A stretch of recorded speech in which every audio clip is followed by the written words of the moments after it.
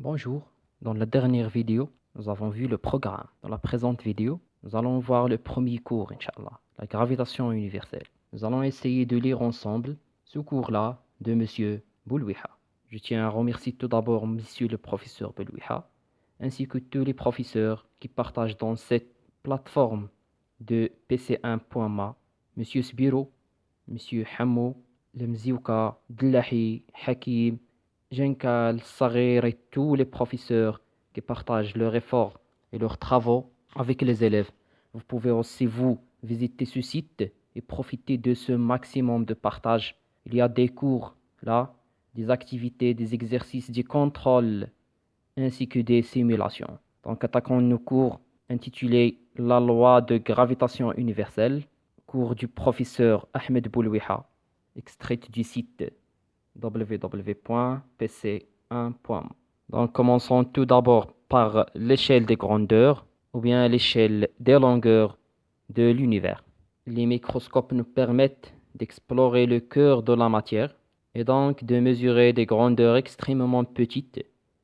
Au contraire, les télescopes nous permettent d'explorer les abords de l'univers et donc de mesurer des longueurs très grandes, cherchant un moyen aisé de comparer les différentes distances. Donc, dans cette introduction, le professeur introduit à l'échelle microscopique, c'est-à-dire l'échelle la plus petite, à savoir les corps très petits de l'univers, par exemple l'atome, les molécules, etc. Et l'échelle macroscopique, là, on peut obtenir des informations à propos des corps plus grands, par exemple les célestes, la Terre, la Lune, etc. Donc, cherchons un moyen aisé de comparer ces différentes distances. Pour distinguer ces différentes distances ou bien les comparer, il faut d'abord savoir l'ensemble des unités utilisées dans la mesure des longueurs. L'unité internationale, c'est le mètre. Il y a des sous-multiples du mètre, c'est le millimètre, le micromètre, nanomètre, picomètre, femtomètre. Le milli, c'est 10 à la puissance moins 3. Le micro, c'est 10 à la puissance moins 6. Le nano, c'est 10 à la puissance moins 9. Le pico, c'est 10 à la puissance moins 12. Le femtomètre, c'est 10 à la puissance moins 15. Les symboles, le millimètre, le micromètre, le nanomètre, le picomètre, le femtomètre. Il y a des multiples du mètre, savoir le kilomètre, le mégamètre, gigamètre, téramètre. Kilo, c'est 10 à la puissance 3, le symbole, c'est kilomètre. Méga, 10 à la puissance 6, mégamètre, 10 à la puissance 9, gigamètre. Et le téramètre, 10 à la puissance 12, le symbole TM. En astronomie, il y a des autres unités, à savoir l'unité astronomique, UA, qui est égale à 150, 10 à la puissance 6 km. L'année-lumière, en arabe, sanad dawiya, la distance parcourue par la lumière au cours d'une année avec la vitesse c égale 3 10 à la puissance 8 mètres par seconde. On sait que la vitesse de la lumière est c égale 3 10 à la puissance 8 mètres par seconde dans le vide. Donc, c'est-à-dire au bout d'une année, il va parcourir la distance 9,5 10 à la puissance 15 mètres à peu près. On peut faire une petite démonstration là. Tout le monde sait que V égale UT sur T. Ça veut dire que D égale V fois T. Dans ce cas, la vitesse n'est que 3 10 à la puissance 8, donc c'est C, fois le temps. Dans ce cas, c'est une année, donc c'est 365 jours, multiplié par 24 heures.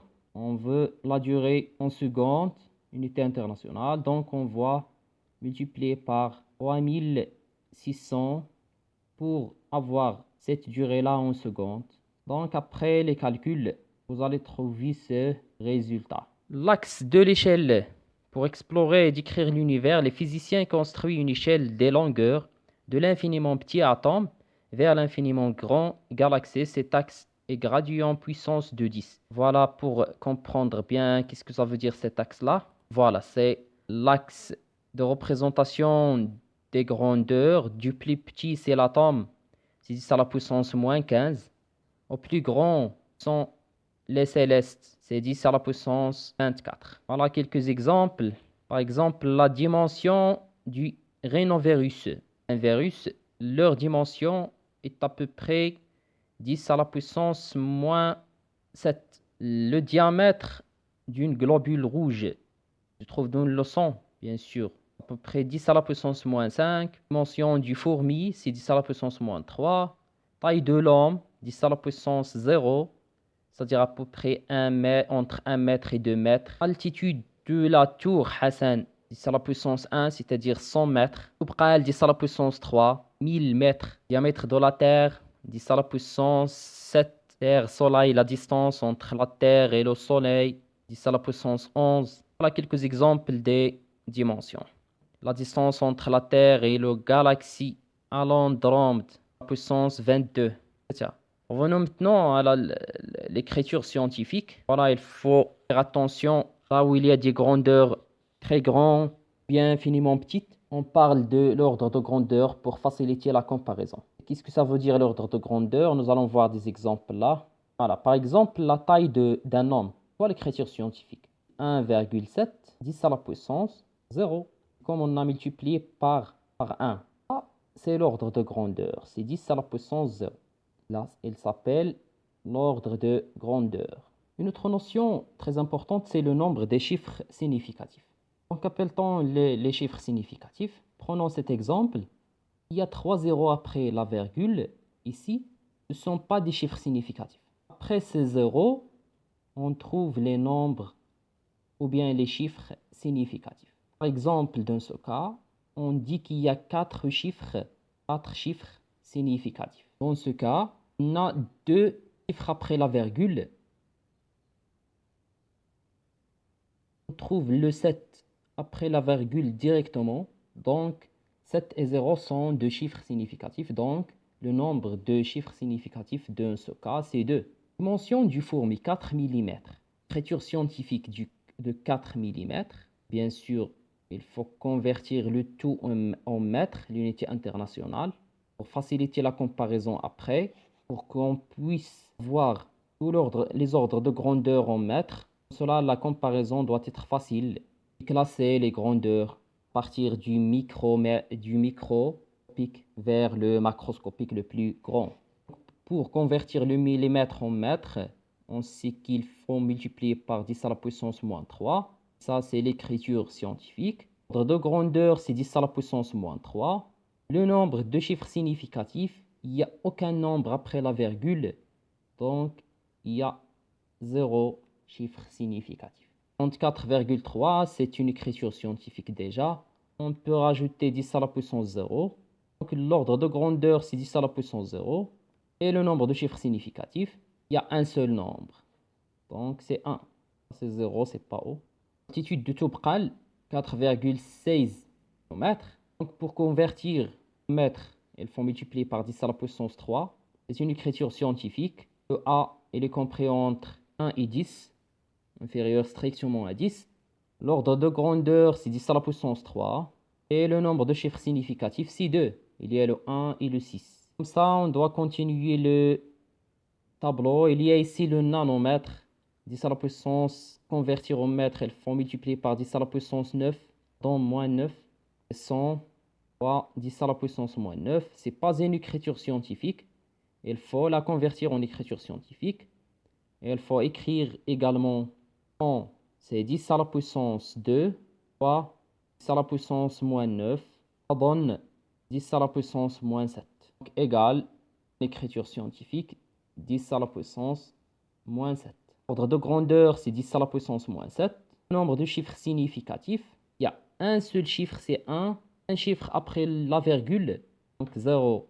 Le micromètre, c'est 10 à la puissance 6. Donc pour convertir en mètre, on doit multiplier 7 par 10 à la puissance moins 6. L'ordre de grandeur, c'est 10 à la puissance moins 6. Un chiffre significatif. Diamètre de la Terre, 12 800 km. Pour convertir d'abord en écriture scientifique, il faut écrire 1,2800, 10 à la puissance 4. Ça, c'est l'écriture scientifique. Ensuite, il faut convertir en mètres. Donc, on doit multiplier encore à 10 à la puissance 3. 10 à la puissance 3, c'est pour écrire 12 800 en écriture scientifique. Encore, on doit multiplier fois 10 à la puissance 3 pour convertir le kilomètre en mètres. Donc, ça donne 1,1800 à la puissance 6. Ça, c'est l'écriture scientifique. L'ordre de grandeur, c'est 10 à la puissance 6. Le nombre de chiffres significatifs, il y a 4 chiffres significatifs après la virgule. S'il y a un zéro, on ne le compte pas et les autres nombres sont comptés. Donc, il y a 1, 2, 3, 4 chiffres significatifs. Sonster Galaxy à Londres, 23 10 à la puissance 18. Il faut tout d'abord convertir en mètres. Donc c'est 23 à la puissance 18 multiplié par 10 à la puissance 3 pour convertir du kilomètre mètre.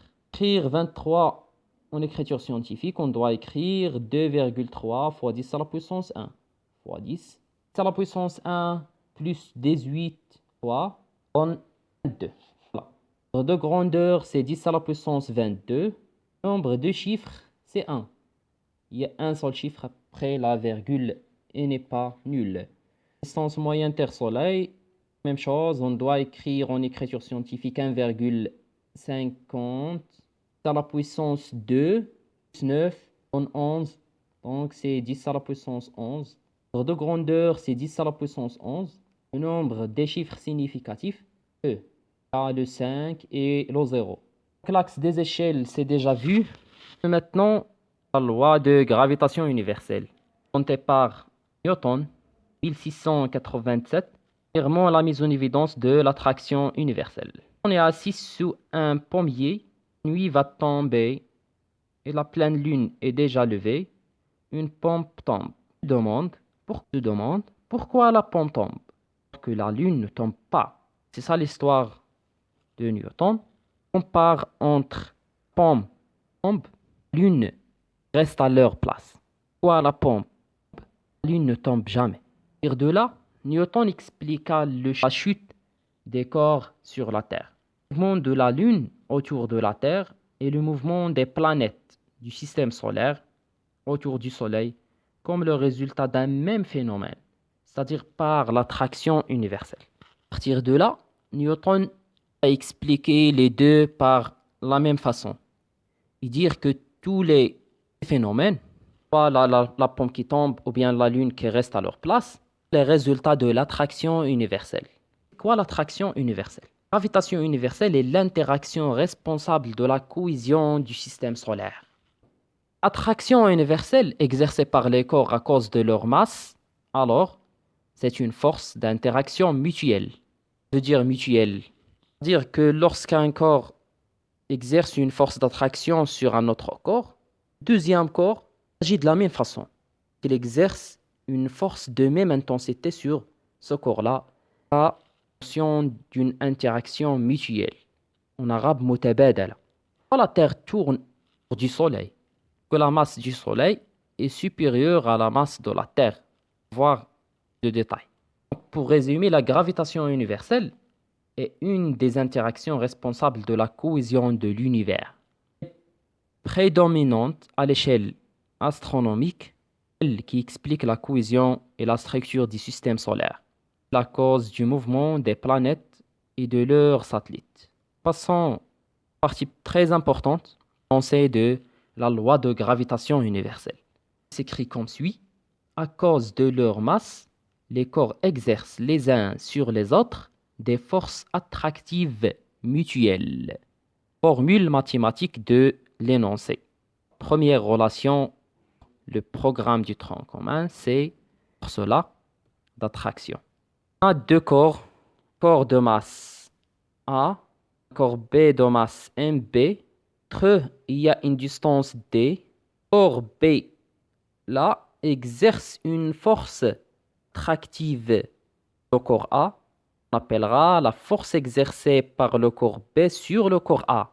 Même, mutuellement, le corps A exerçait une force sur le corps B que l'on appellera la force exercée par le corps A sur le corps B. FA sur B. Que vous trouvez cette écriture? Le premier corps, c'est le corps de l'action. Deuxième corps, c'est le corps receveur. Donc la force exercée par le corps A sur le corps B, on doit noter FA sur B. FB sur A, c'est la force exercée par le corps B sur le corps A. Leurs caractéristiques, ils ont la même droite d'action. Sans s'opposer. Même intensité, et voilà la relation très importante, laquelle on doit calculer l'intensité de ces forces. Ce sont des forces de même intensité.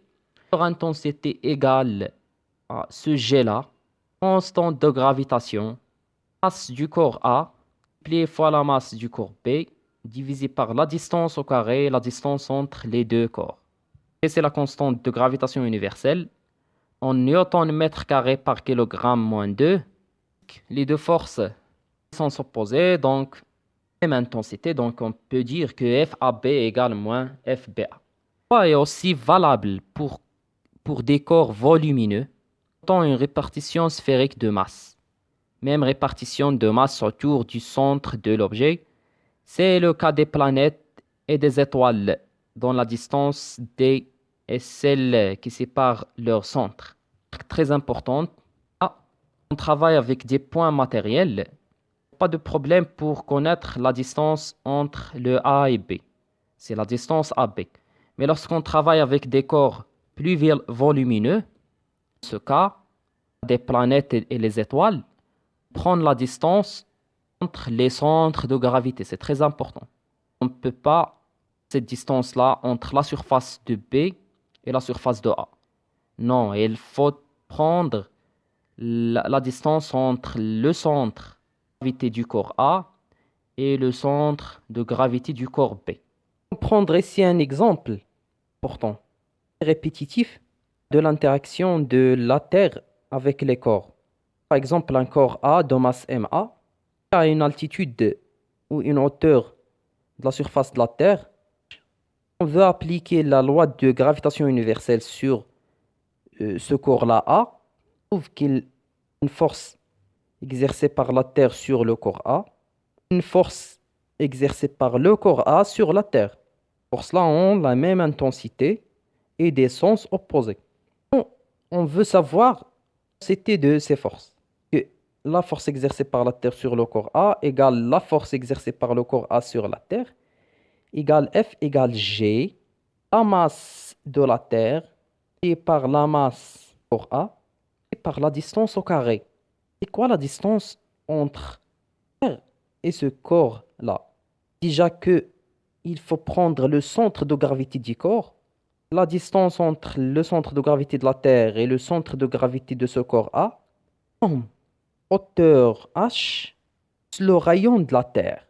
On a écrit RT, le rayon de la Terre, plus h au carré. Une nouvelle relation. C'est une conclusion à partir de la dernière relation qu'on a vue.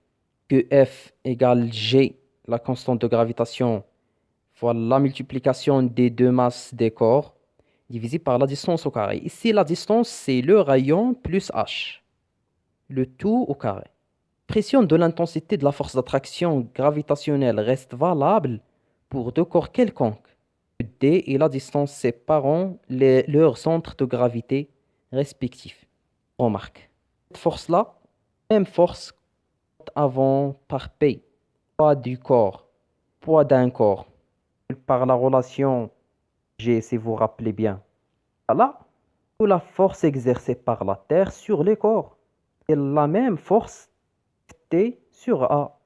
On peut écrire que Ft A, P, mg est égal à G, masse de la Terre, masse du corps, si vous voulez. Comme ça, la masse du corps A, aussi la masse du corps A. Et par la distance RT, le rayon de la Terre, hauteur h au carré, la même force. Donc ça, mg égale à ça. On peut écrire g t par t plus h au carré fois m quoi mg. Faites attention. Cuire là, mais m, simplifié par m et m, trouvez que g égale g fois mt, t plus h le tout au carré. Ça devient la valeur qu'on a déjà vue en troisième année. G égale 9,81 newton par kilogramme. Si vous calculez là, ça, G, vous connaissez déjà sa valeur. la valeur de G et par MT, par ça, et par le rayon plus H, prendre la 0, c'est-à-dire à la surface de la Terre, trouver là de 9,81. L'application, c'est les applications pour une deuxième vidéo, pour que la vidéo ne soit pas plus longue. Ce qu'on a dit en dernière diapo, c'est G fois MT sur RT plus H, le tout au carré, MG. De là, on va déduire la relation qui est très importante, G fois MT sur plus H, le tout au carré. Relation de maintenant l'intensité de pesanteur en tout point.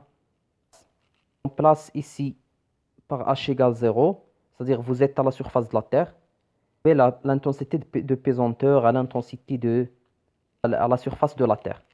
Vous avez remplacé par la hauteur du Toubkal, par exemple, vous allez trouver l'intensité de pesanteur à la surface de Toubkal.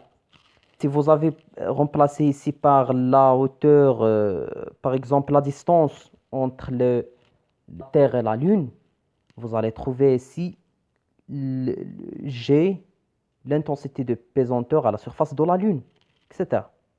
Exemple qu'on a déjà vu, si on prend H égale 0, ici, on doit trouver que G0 à la surface de la Terre égale GMT à la RT au carré. 9,73 newtons par kilogramme. Cherchez une relation entre GH et G0. GH, c'est l'intensité de pesanteur à une hauteur quelconque. Et G0, c'est l'intensité de pesanteur à la surface de la Terre. GH, G fois MT sur RT plus H, le tout au carré. Et G0 égale GMT sur RT au carré. Si on divise GH par G0, comme ça, simplifié par G et MT, seulement le RT plus H, le tout au carré, le dénominateur que 1 sur RT au carré égale à RT plus H, le tout au carré multiplié par de 1 sur RT au carré, c'est RT au carré plus H, le tout au carré. Multiplié ici par côté par G0. Oui, G0, ça doit simplifier. GH égale au carré et plus H, le tout au carré fois G0. C'est également cette relation-là. Là, on arrive à la vidéo, de partager la vidéo avec vos collègues, de gens qui sont avec nous les questions-réponses en Teams, exercices d'application, de vos emails avec lesquels via Teams, kramtelephone@gmail.com, que vous allez trouver dans la description dans la prochaine vidéo, Inch'Allah.